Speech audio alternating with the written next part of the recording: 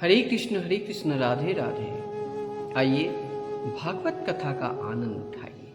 अगर आप भागवत कथा से अनजान हैं और रुचि नहीं है तो आप जा सकते हो, स्किप कर सकते हो। जो धार्मिक सात्विक होंगे वही इस कथा का पान कर पाएंगे। बहुत भाग्यशाली व्यक्ति जो होंगे वही भागवत कथा का श्रवण कर पाएंगे। अगर आपका हृदय शुद्ध हो तभी आप श्रवण कर पाएंगे, अन्यथा स्किप करके आप चले जाओगे। मुझे पता है जितने भी मैंने वीडियो कंटेंट करता हूँ सब में मैंने उन महानुभावों को देखता हूँ जो कमेंट बॉक्स में राधे राधे अवश्य लिख कर देते हैं। और मेरे लाखों लाख व्यूअर्स आ गए हैं, उन सबको मैं तहे दिल से शुक्रिया अदा करता हूँ और भगवान से प्रार्थना करता हूँ, यूनिवर्स से प्रार्थना करता हूँ कि उनको ज़िंदगी में सुख समृद्धि और सफलता मिले और आत्मा में शांति, परम आनंद का लाभ मिले। वो कैसे मिलेगा? भागवत कथा का अध्ययन से।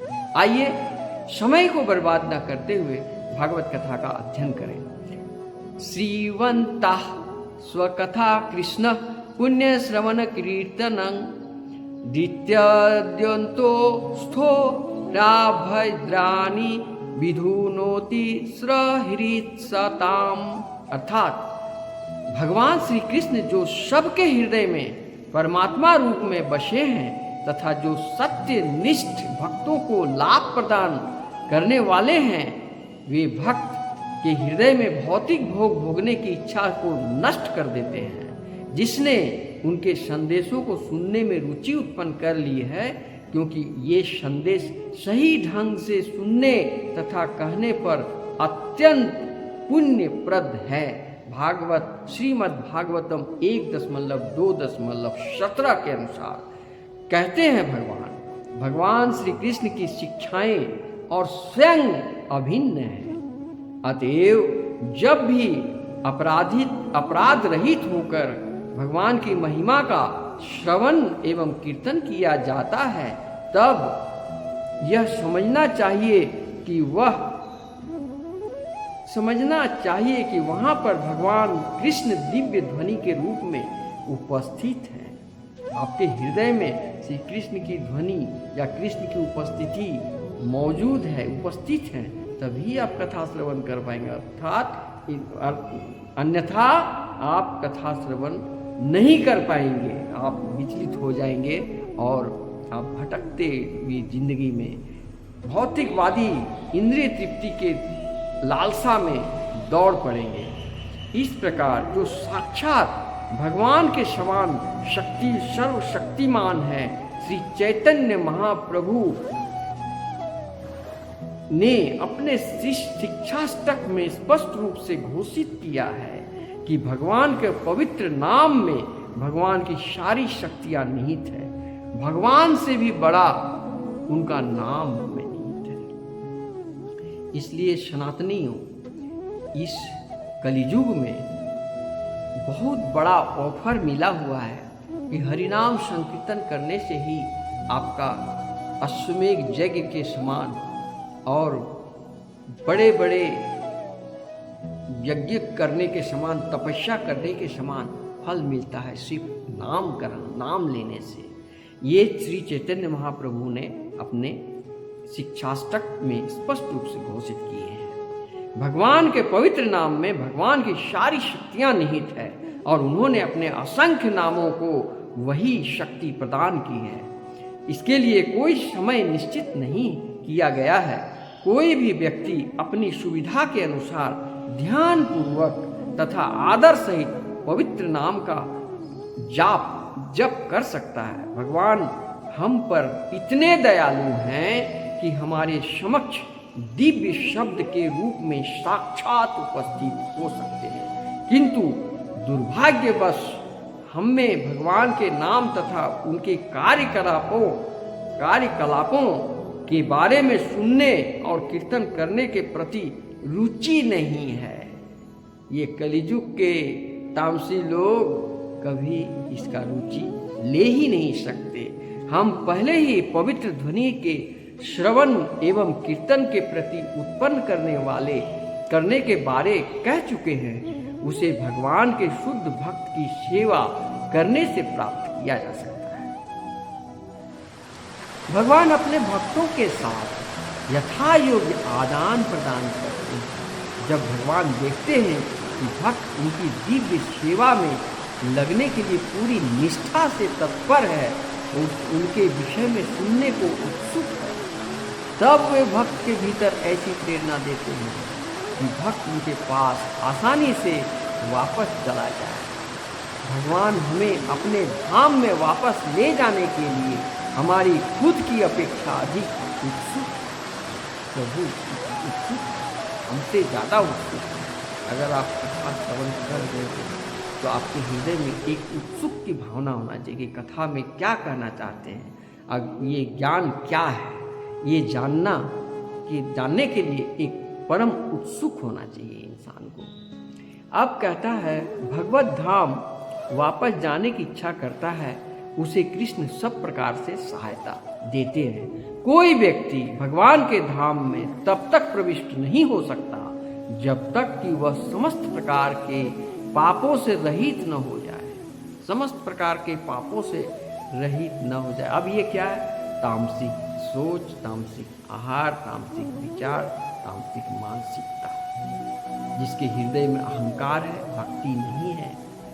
जिसके हृदय में मोह, माया, धन, दौलत, रूप, जवानी, पैसा के पीछे वो पागल है, जो नाशवान होने वाला तत्व है, उन सब के पीछे जो हैं लगे हुए, वो ये सात्विक ज्ञान प्राप्त करने का सक्षम वो नहीं है। कामिनी तथा कंचन के संसर्ग में आकर अशांत होना कोई आश्चर्य की बात नहीं है। सारा जगत कामनी और कांचन के पीछे लगे हुए हैं, सुंदर सुंदर रूप देखकर उसके पीछे दौड़ते रहते हैं, रंगीन दुनिया में जाना चाहते हैं, रंगीन पानी पीना चाहते हैं, आलिशान जिंदगी जिसमें रंगीन ही रंगीन हो उसी में भोग चले जाते हैं। इस तरह का कोई प्रत्येक जीव अनादि काल से ऐसी वस्तुओं से जुड़ा रहता है। कोई बेगानी प्रकृति से छुटकारा पाने के में समय लगता है, किंतु यदि मनुष्य भगवान के यश का श्रवण करने में लग जाता है तो धीरे धीरे उसे अपनी वास्तविक स्थिति का आभास होने लगता है। भगवत कृपा से ऐसे भक्त को प्रचुर शक्ति प्राप्त होती है, जिससे वह विघ्नों से अपनी रक्षा कर सकता है। उसके मस्तिष्क से सारे बाधक तत्व क्रमशः दूर हो जाते हैं। भगवान कृष्ण की महिमा का श्रवण करना अति सरल है, बड़ी सरल है, बड़ी ही आसानी से बहुत सारे पुण्य का भागी बन सकते हो। इसके लिए थोड़ा सा क्या है कि तुम्हें सत्य के मार्ग में आना होगा, मिथ्या में नहीं। कहा गया है कि परमेश्वरम परम ब्रह्म सत्यानाम, और ये भौतिक दुनिया और संसारंग मिथ्या नाम, संसार मिथ्या है। श्री कृष्ण को हाँ और माया को ना कहो। और जिस दिन तुम माया को ना कर देगा और कृष्णा को हाँ कर देगा, उस दिन तुम्हारे जितने भी हानिकारक इच्छाएं हैं वह स्वयं ही लुप्त हो जाएंगे। भगवान श्री कृष्ण की महिमा का श्रवण करना अति सरल है, क्योंकि उन्हें अनेक लीलाएं की है। उनके वर्णन प्रमाणिक वेद्यों में क्रमशः दिया हुआ है। यहाँ महाभारत में तथा श्रीमद् भागवत विस्तार पूर्वक किया गया है। श्रीमद् भागवतम में विस्तार पूर्वक वर्णन किया हुआ है। श्रीमद् भागवतम तो श्री कृष्ण की लीलाओं के वर्णन से भरा पड़ा है। ये लीलाएं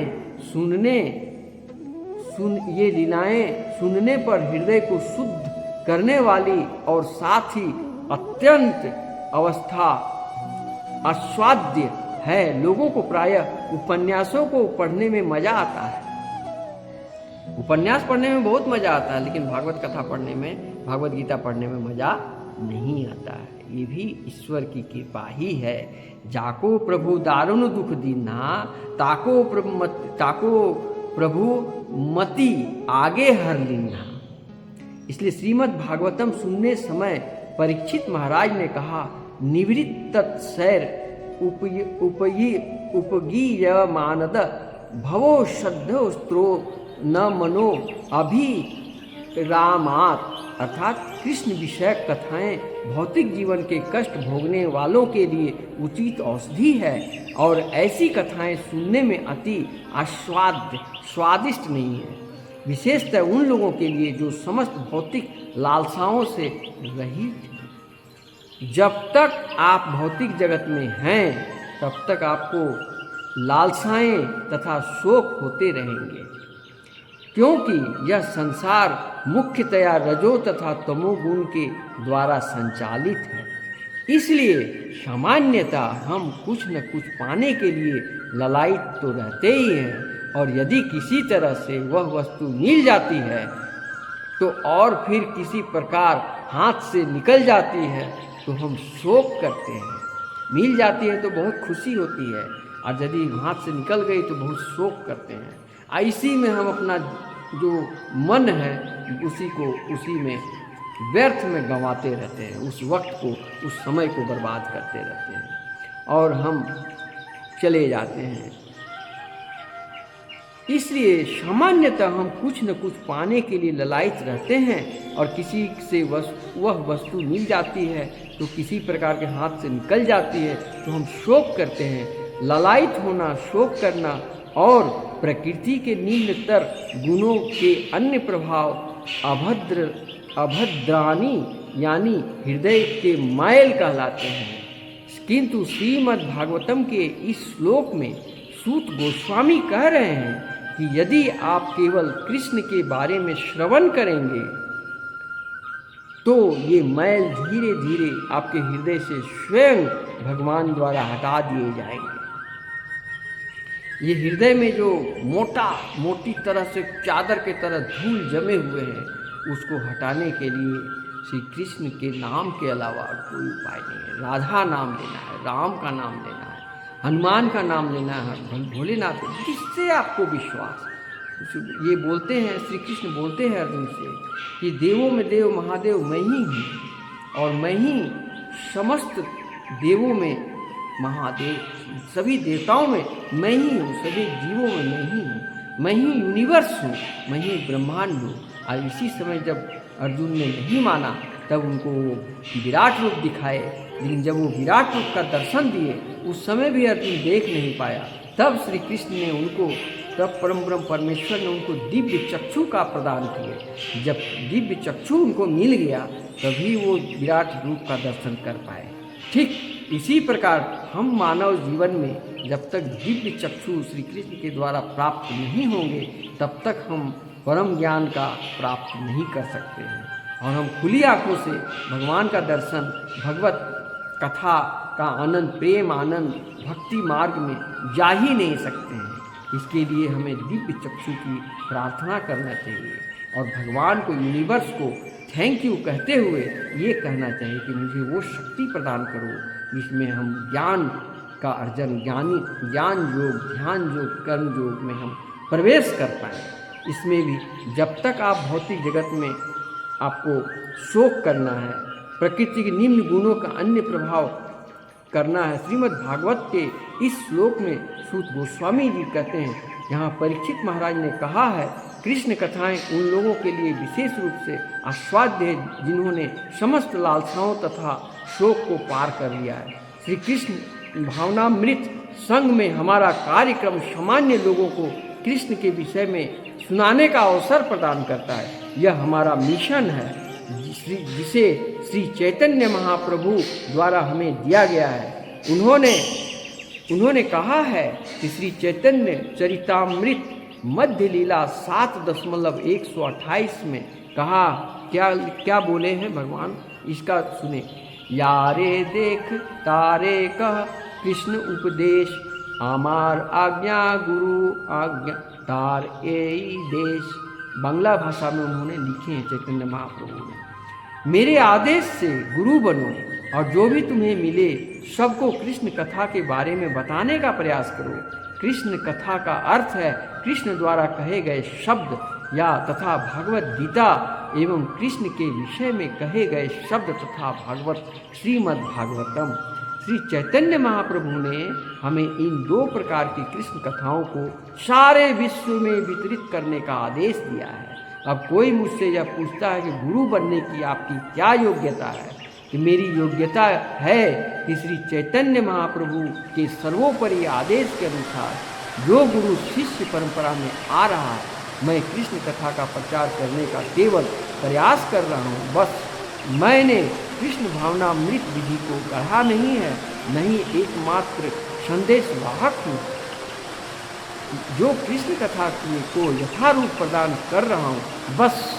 और यह संदेश प्रभावशाली है क्योंकि मैं इसमें मिलावट नहीं कर रहा। भगवत गीता में श्री कृष्ण कहते हैं, सर्वधर्मान परित्यज्य ममेकं शरणं व्रज।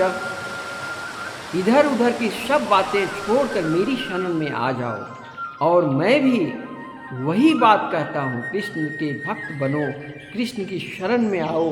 चूँकि मैं कृष्ण के संदेश में न तो मिलावट कर रहा हूँ न उनकी गलत व्याख्या कर रहा हूँ, इसलिए कोई संदेह नहीं है मैं सचमुच उनके गीतों तथा प्रतिनिधित्व कर रहा हूँ, इसलिए यह संदेश प्रभावशाली सिद्ध हो रहा है। इस प्रकार श्री चैतन्य महाप्रभु ने प्रचार किए हैं और श्री चैतन्य चरित्रामृत महाप्रभु का चरित्रामृत पढ़ें और ज्ञान का अर्जन करें। स्पष्ट रूप से ये कहा गया है कि दिव्य चक्षु जिस प्रकार श्री कृष्ण ने अर्जुन को दिए तभी वो विराट रूप का दर्शन कर पाए।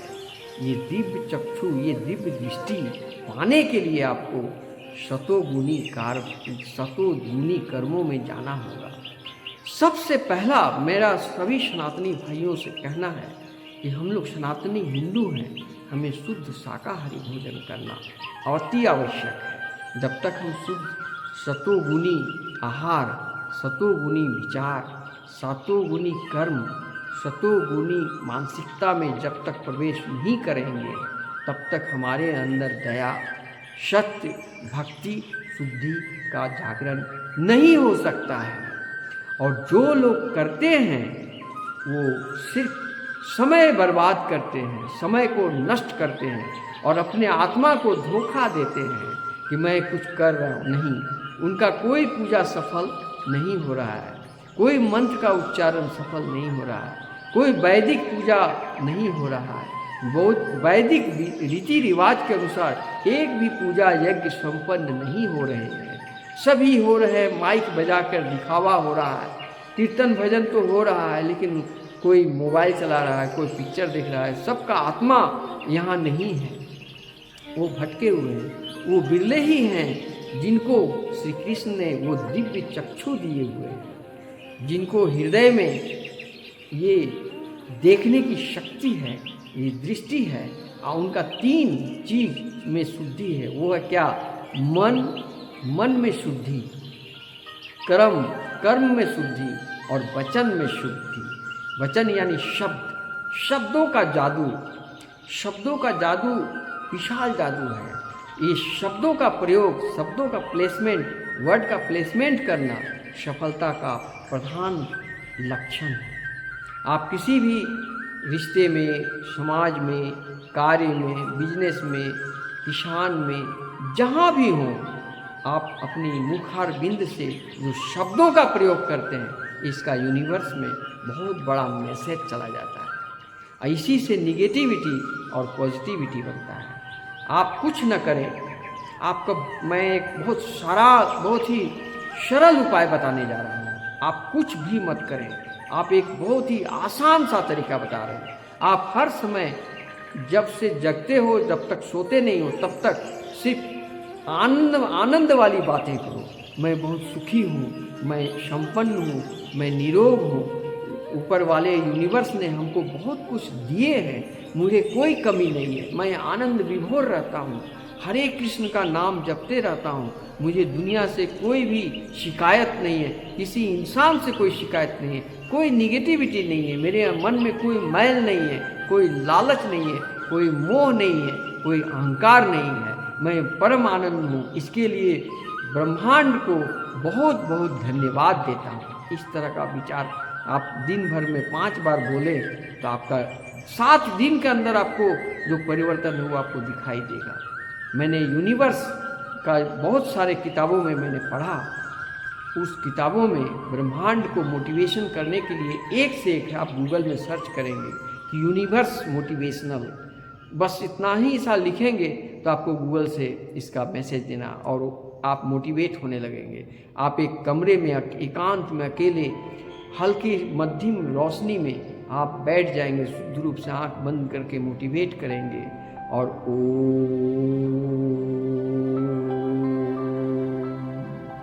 इस तरह से जब परमात्मा में आपका ध्वनि जाने लगेगा तो आपका वाइब्रेशन होना लगेगा, पूरे कायनात यूनिवर्स में आपका प्रकाश, तेज प्रकाश आपको प्राप्त होना प्रारंभ हो जाएगा और आप जो भी चाहोगे वो तो आपको स्वयं यूनिवर्स ने देना प्रारंभ करेगा। लेकिन हम लोग करते क्या है, हम लोग सिर्फ दिन भर में निगेटिव बात करते हैं, जिससे नकारात्मक एक्टिविटीज़ का मैसेज चला जाता है और नकारात्मकता हमारे मन में इतना बैठ जाता है कि हम भक्ति मार्ग में जा ही नहीं सकते। इसलिए सबसे पहला काम करो कि तुम सात्विक बनने के लिए कोशिश करो। आज से कसम खा लो, संकल्प ले लो, जो मैं कोई नशा नहीं करूँगा, कोई तामसिक आहार, मांस, मछली, अंडा नहीं खाऊंगा, ऑनलाइन से खाना मंगा के बाहर से नहीं खाऊंगा, किसी का छुआ हुआ नहीं खाऊंगा। मैं जो भी खाऊंगा अपने हाथों से, अपने शुद्ध पारिवारिक खाना जो बनेगा, जिसमें भोग लगेगा, वो भोग का चढ़ाने के बाद में जो प्रसाद के रूप में ग्रहण होगा वो खाना खाऊंगा, तब भक्ति मार्ग मिलेगा। इतना आसान नहीं है। हर कोई भक्ति मार्ग में आ जाएगा तो सब तो वैकुंठ चले जाएंगे, तो फिर यहाँ कौन रहेगा।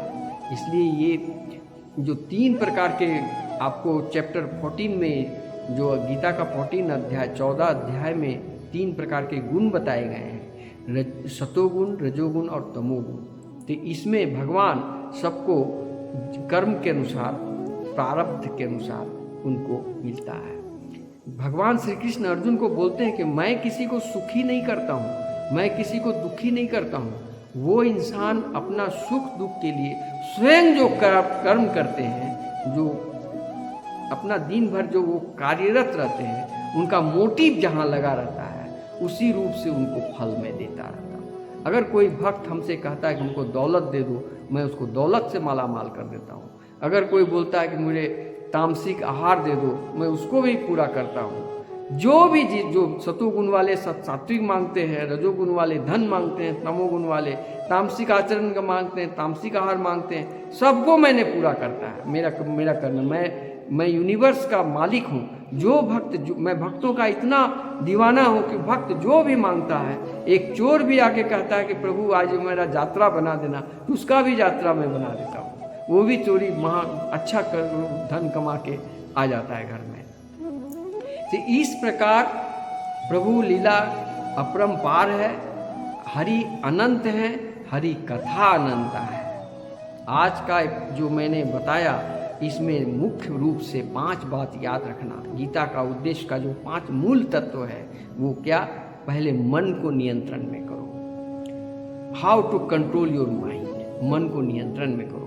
दूसरा, कर्म करो, टेक्निक के अनुसार कर्म करो। तीसरा, वचन शब्दों का प्रयोग सोच समझ कर करो, जिससे तुम्हारा प्लेसमेंट कम बोलो लेकिन सात्विक बात करो। शब्दों का प्लेसमेंट से तुम्हारा लाइफ लाइन में विकास और विनाश दोनों निर्भर है। चौथा हो गया कि तुम क्षमाशील, सहनशीलता बनो और अपना 1 रुपया भी किसी से उम्मीद मत रखो। 1 रुपया का एहसान मंद रहो, ना ही किसी का मोहताज होके जियो। आत्मबल को इतना बढ़ा लो गीता के ज्ञान के माध्यम से कि तुम अपने पैरों पर स्वयं सेल्फ कॉन्फिडेंस, सेल्फ डिपेंडेंट, और इस तरह से अपनी ज़िंदगी को अपने आप जियो। किसी से पूछने की, किसी की सहायता, किसी के दया पर जीने की ज़रूरत नहीं है। और पांचवा और अंतिम शिक्षा ये है कि मन को संयम करो और मन को शांत करो और शांत चित्त से यूनिवर्स को धन्यवाद करो। इतना ही कथा, आज की कथा मैं समाप्त करता हूँ। महामंत्र हरे कृष्ण कृष्ण कृष्ण हरे हरे, हरे राम राम राम हरे हरे।